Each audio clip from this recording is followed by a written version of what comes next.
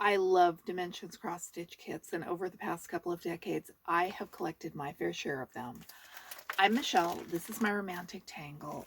Over the past couple of weeks, I've been absolutely drooling over the photos people have been posting of their collections. I cannot believe how many gorgeous newer kits I didn't even know were out there. I would have ordered them in a heartbeat, but of course now it's too late.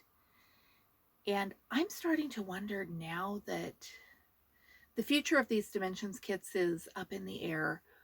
Are you saving your charts when you finish stitching your projects?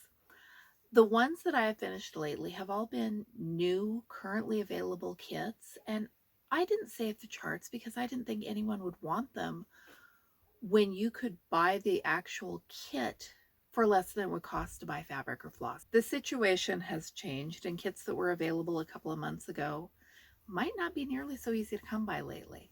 Dimensions does not use DMC embroidery floss, but there are conversion charts and the colors are pretty close. You will get wildly different opinions about this, but I use the conversion chart and my DMC floss card with the floss when I am separating the bundles in those older kits, and I can't tell the difference between them. I'm not saying that you could put two shades of blue right up next to each other and not be able to see the difference, especially if you were stitching a wide swath of one color. But for replacing the floss and starting a kit from scratch, it works pretty darn well.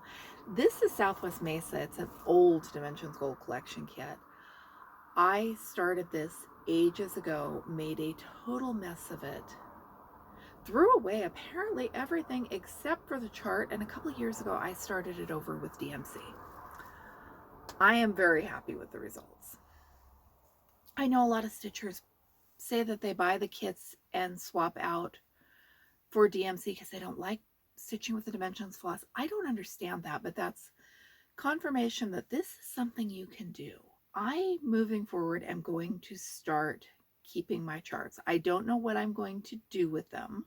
I haven't quite decided that yet, but I'm going to keep them in existence. I have bought charts at estate sales. I saw a couple of years ago the photos for an upcoming estate sale, and the walls were covered in Dimensions cross stitch kits.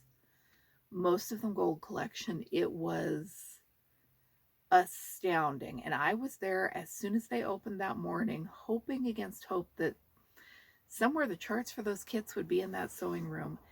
They weren't. I got my car stuck in the mud, and it wasn't a waste of time because I got to see some really, really gorgeous cross stitch hanging on the walls. And I got to see just how many cross stitch projects you can put on limited wall space. It was more than even I would have thought. What are you doing with your charts? Are you keeping them? Do you throw them away? Do you have a friend who you've already got plans to trade them with? By the time I finish with the charts on these big projects, I have folded and refolded them because I can never seem to get a working copy quite clear enough. And I've always assumed that no one else would want them, but I think that may be changing. Let me know what your plans are. I'd love to hear about it. And thanks for watching. I'm Michelle. This is my romantic tangle, and I'll be back with you with more videos soon.